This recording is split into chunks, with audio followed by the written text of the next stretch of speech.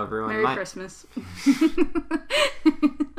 Hello, everyone. My name is Tommy. I'm Mackenzie. And welcome back to Backstage Thoughts. Despite what some people might believe, it is June. Today we're going to be talking about guest interactions and kind of more specifically some of the most annoying things that guests do at Disney World. It's not going to be all negative, though. We're going to start with talking about those annoying things, but we'll also talk about some things that, most people would assume is annoying that actually didn't bother us that much. And even at the end, we'll talk about some things that are really good things that guests sometimes do. Of course, I worked at Pirates of the Caribbean in Magic Kingdom, and Kenzie worked at Caribbean Beach in their quick service restaurant, so we have a nice kind of mix of experiences, and the types of interactions we usually get differs, depends on those roles and locations. So I guess I'll start, unless you want to start. No, go ahead. Okay. So one thing that used to annoy me or get on my nerves a lot at Pirates was when guests would either jump over or climb over the ropes in the queue instead of just walking around, or when they would sit on the ropes in the queue. And this is honestly just a safety thing more than anything else, right? I don't want you to do that because there is a good chance you will hurt yourself doing that. If your leg gets caught or you trip, especially when it's kids doing it, right? If your leg gets caught or you trip, you land on your face, that's not going to be good, and then it becomes a whole issue, right? We have to get medical people in, EMS in, and that's a whole mess that I don't want to have to deal with. And also, I don't want you to be hurt, obviously. And then also, those ropes are not designed to hold your weight. The metal chains, also not designed to hold your weight. And there have been times where the ropes have actually broken while people have been sitting on them. And then there's also times where when the rope breaks, we have to just kind of tie it back together. So if you sit on it again, it's just going to fall again. So every additional time, you're just going to keep falling if you just keep sitting on it, or if other people keep sitting on it. If you want to sit on the floor. Or, if once you're inside, if there's those more sturdy dividers that are permanent, not the chains and the ropes that can be taken down and put back up, yeah, sit on those. I don't really care. Just don't sit on the ropes, don't sit on the chains. And as far as hopping over them, takes 2.5 seconds to walk around. And most of the time I'm in the process of walking over to take those ropes down, because we have a whole position, Mast 2, whose primary focus of their job is to adjust those ropes as the line gets longer and shorter. So it's not you're saving a significant amount of time. It's one or two back and forths that you're skipping over. Just walk around. One of the things that annoyed me most working in a quick service location was people would mobile order, which is great. It cuts down on their waiting time, but they would mobile order something and then they would put their phone away and not look at it again. And when you are walking to the mobile order site, you want to press the "I'm here, prepare my order" button. And then once you get there, your food will be ready. No, people would just not do this. They would order the food, put their phone down, not look at it again until they got there. And then they would take their phone out, shove it in my face and be like, I have an order here. Why isn't it ready?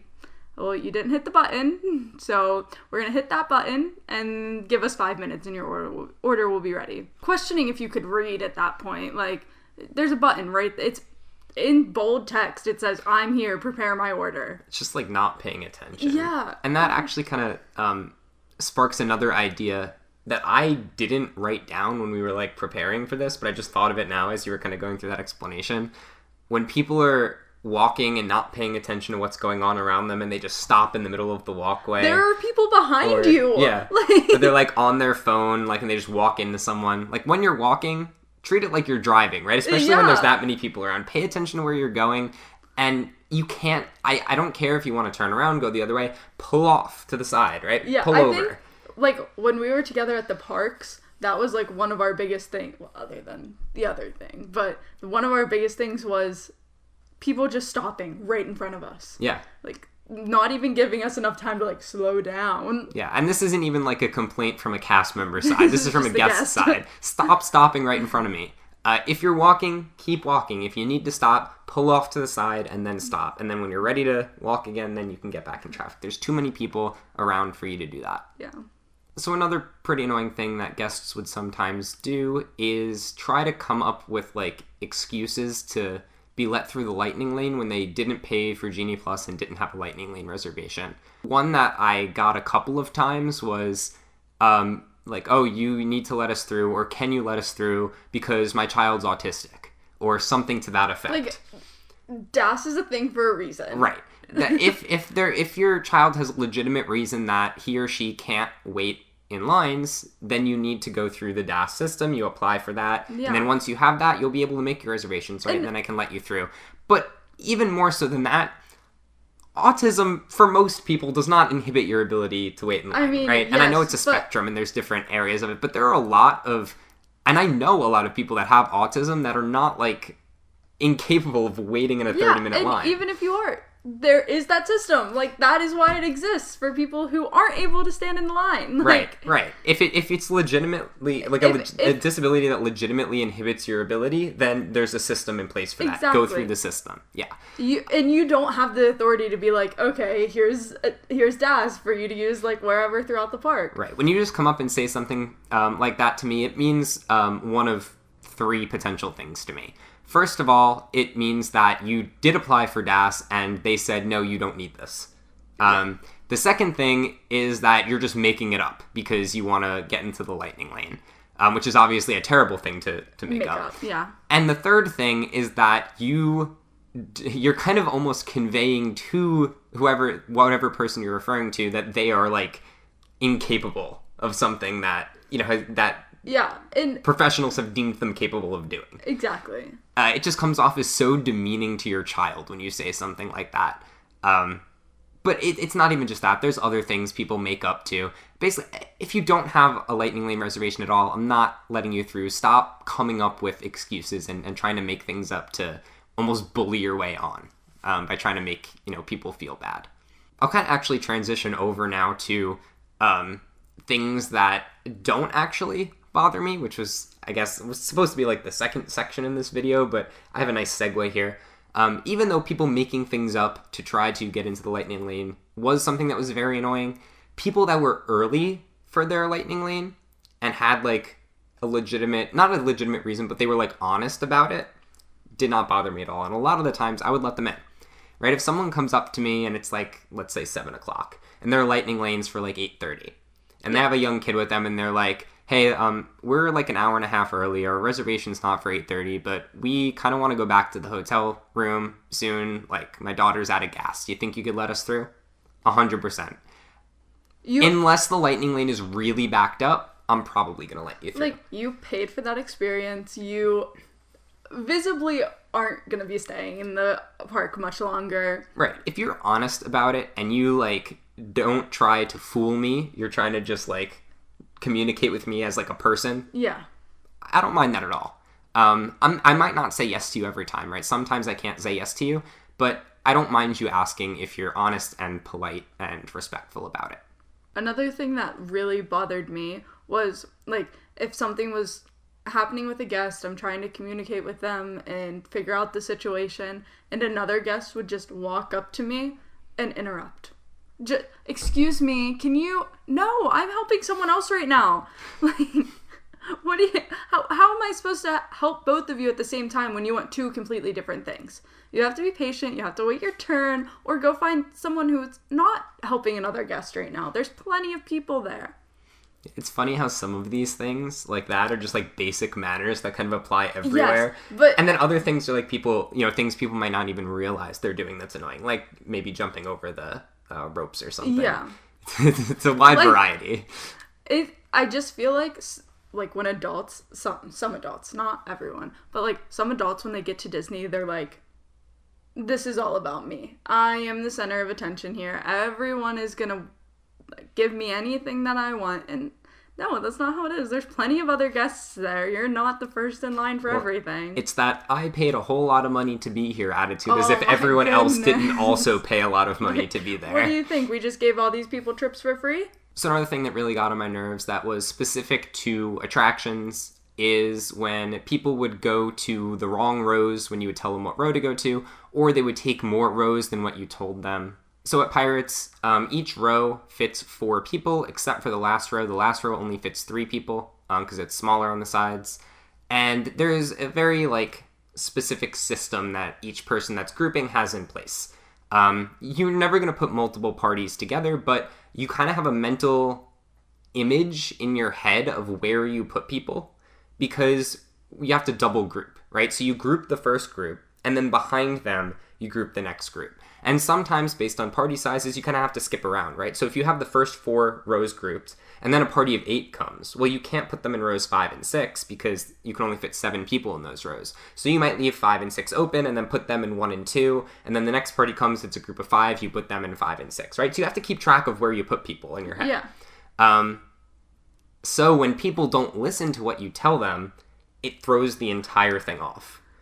You end up putting like multiple parties in the same rows, or you end up leaving a whole bunch of rows empty and the boat becomes unbalanced. And people don't think about this, right? They don't realize most of the time, probably. Yeah. But when they either don't pay attention to what you say and they just kind of go wherever they feel like, or they're like, oh, well, there's 4 of us. We can't possibly fit in one row. Surely he must have meant 1 and 2. You're like, well, one of you is a toddler, first of all. Right. And like, if you have those thoughts, ask. Yeah. Right? Don't just assume that I'm wrong at my job. Right. And that's another thing that I'll add. I'm kind of segueing again back into the things that actually don't bother me that much part, or they don't really bother me at all.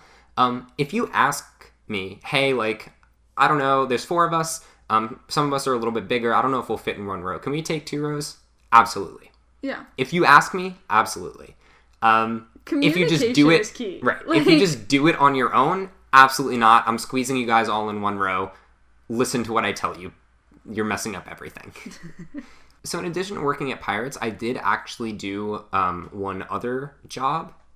It wasn't something I volunteered for. It was something I was forced to do. And that was fireworks crowd control. Essentially, there are people that their entire job is what's called PAC. It's parade something control, or parade audience control, I think. That sounds right. Yeah. And like PAC people, they do parades, they do fireworks, whatever. It's all about like guest flow, right? They're the ones that like make sure you don't, get run over by the parade floats and stuff like that. And they're also the people that direct you where to go during the fireworks show. But during fireworks specifically, they get extra people to come help out. And I think actually during the parades they do too.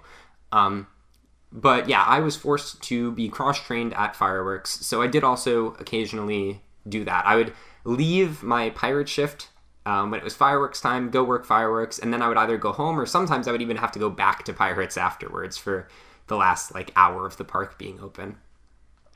Because the park, I think at that point, didn't close until like 11 most of the time, and the fireworks were at like 9. So fireworks is a job that a lot of people hate because you're getting yelled at pretty much every single day. I think I would cry every time I had to do fireworks. Yeah. See, like, and that, it's whatever. If you know to expect it going in, you can kind of brace for it, and it's whatever. It's not fun, but yeah, you're pretty much getting yelling matches most of the time because there's kind of 2 issues.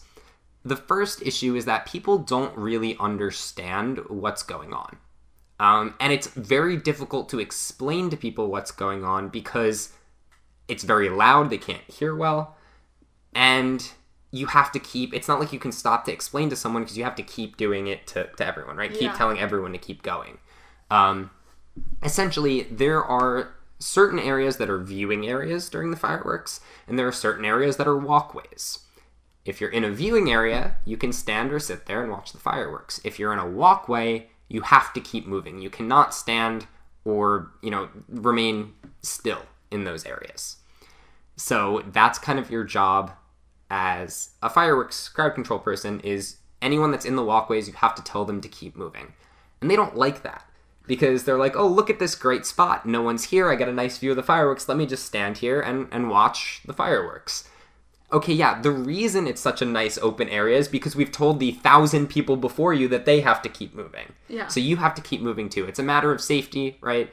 Someone has a medical emergency, they need You have to be able to get someone through. Yeah. Right. I don't know. I never really got into the specifics of it. I only worked fireworks maybe 10 times or so, maybe even less than that, honestly. But something that is obviously very annoying when you're doing that is the people that don't listen to you when you tell them you need to keep moving. If they just kind of yell something back at me, like some rude thing, whatever, and keep walking, that's fine. As long as you keep walking. Yeah. The people that just kind of stand there and ignore you are the worst. And what they actually teach you to do is we have like those light things to like direct traffic, like the things that like people use for airplanes or whatever. Yeah. We have those. And you're told if someone is standing there like filming the fireworks show on their phone and they won't move out of the walkway, you're supposed to just flash it, wave it back and forth in front of their phone or in front of their camera to ruin their video. That's what you're supposed to do. And same thing, right? If they won't move, you just keep yelling at them. You get right in their face, and same thing until they finally walk away. So yeah, a little bit of a tangent there, but there's a reason we're telling you to keep moving, right? Just do it. We're not telling you to ruin your day. We're not telling you because we don't want you to watch the fireworks. People line up like an hour plus ahead of time to get spots to watch the fireworks. If you chose not to do that, that's your choice. And you kind of have to deal with that once the fireworks start. If you end up with a worse viewing area, sorry. First come, first serve, right? Early bird gets the firework viewing. And then the final thing, and this is something I have touched on already. I think I talked about this in one of the other story videos. Was it the one... I don't remember what the title of it was, but it was the one where I talked about the woman that had a stroller for her dog. And she somehow got that stroller marked as a wheelchair stroller, so she was able to bring it through all the lines with her. I think the title of that video was Old Man Cursed Me Out because he couldn't ride pirates. I think that was the same one. So if you're interested in hearing more about what I'm about to talk about, check out that video. But I have a lot of issues when it comes to strollers. First of all, I think the double wide strollers, the ones that are like sit side by side, should be banned from the park completely. They are way too big. They take up way too much space when you're trying to, move through the walkways and stuff. They're a pain to move during like stroller parking or whatever. And when they get marked as red tags to go through the building, they barely fit out the building. They barely fit down the elevators. They're just a massive nuisance. The front and back double strollers, much better. Yeah, no issue That's what I was just going to say. Do you have a problem with the front and back ones? Yeah. But the side-by-side ones, absolute nightmare to deal with. And the same thing with like those carriage ones, which I think actually have been banned now, maybe? I think so also. I think they've been banned as like a convenience thing, but if you get a red tag, I think you can still bring them. Okay. But both of those things should not be in the park. If you want a regular, like, single stroller, fine. If you want a front and back stroller, fine. If you want to bring multiple strollers for your multiple kids, also fine. Just no extra wide ones. You don't mean the carriage ones. You mean the, what are they called? Like, wagons. Yeah, that's what I meant. Yeah. Okay. Yeah. I didn't understand, but now I'm here. The ones that are, like... The wagons that your kids can, like, sit or stand in and, like... Yeah, and you have all your stuff thrown in there. Yeah. So that's part one of my issues with strollers. Part two is the whole red tag process. It's very easy to game the system and to convince Disney that you have some sort of medical need for you to have a stroller with you. And there are obviously very valid reasons why you might need this. Yeah. Right? And I've seen it, and I have absolutely no issue accommodating valid reasons. However, there are also plenty of people that just don't want to have to deal with their kids standing in line, or they want to bring all their stuff with them in line on the stroller, and they're just using the strollers as a means for carrying stuff. I can't tell you how many times I've seen people with red tag strollers, which means that the stroller is being used as a wheelchair, and therefore they're allowed to bring it through the line instead of having to park it, bringing their stroller through the line with their two kids hopping up and down, running all over the place, not even sitting in the stroller at all. The stroller's just full of their crap that they brought that day or their snacks that they brought into the park or whatever. And now I have to navigate this stroller all the way out of the building, all the way around outside, back down through the elevator, so that they can get it when they get off the ride, just for their convenience, right? They're inconveniencing me, and they're inconveniencing, honestly, the other guests as well, right? For the sake of them being able to have their snacks with them in the stroller in line instead of having to carry them in a backpack or something. And then part three of my stroller rant is people that just leave their strollers wherever they want. There are designated stroller parking areas. Those stroller parking areas exist so that, again, people can move freely through the walkways of the park, right? There are a lot of people in these parks. People need to be able to move around. if you just leave your strollers wherever, you're obstructing people's ability to walk. Park your strollers in stroller parking.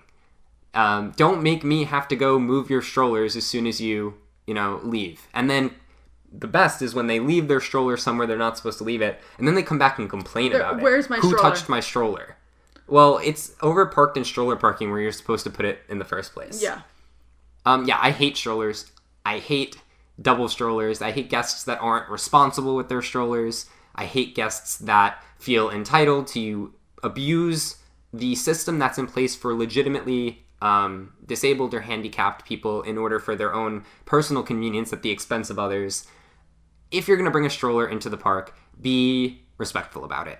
Understand where you're supposed to park the stroller. Understand that, there are other people trying to walk and your stroller is taking up extra space, so be mindful of the space that you're taking up. Don't bring some massive wagon or super wide stroller that's going to be a pain to navigate for you and for the cast members that have to deal with it. Just generally, be considerate of what bringing a stroller means for other people. So I think those are kind of the biggest things that bothered us. Yeah. When working at Disney, or just at Disney in general, right? Strollers bother me as a guest too, and people stopping in the middle of walkways bother me as a guest too.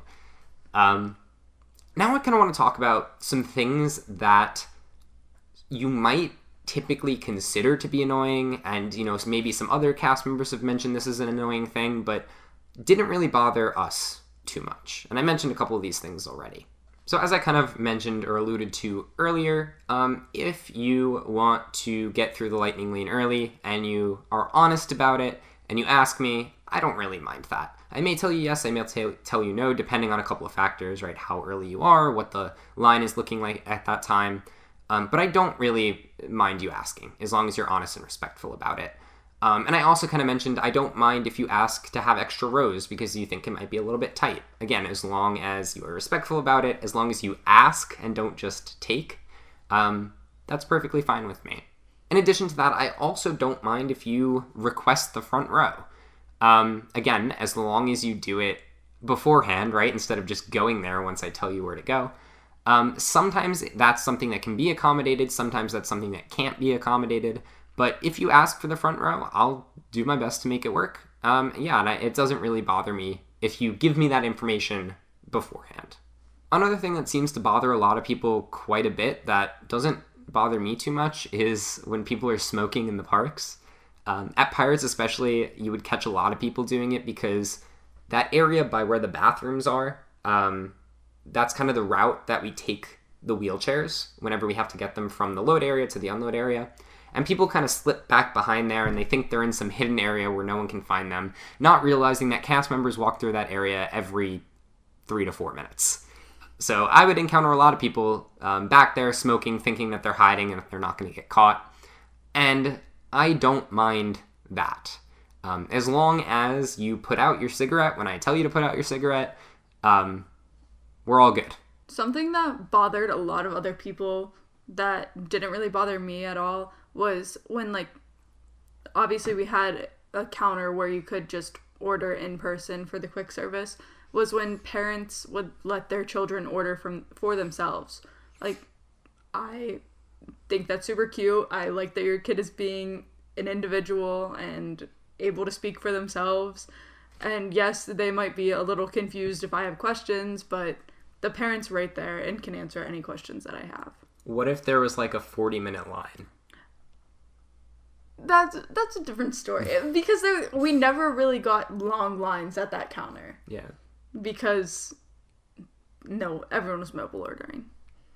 I could see. If there was a super long line, maybe get your kid out of here. But there's 25 people waiting, and Billy's up there you could have talked about this in the line. And Mom's like, you can do it, Billy. You can do it. And he's like, that's kind of cute. I'm scared.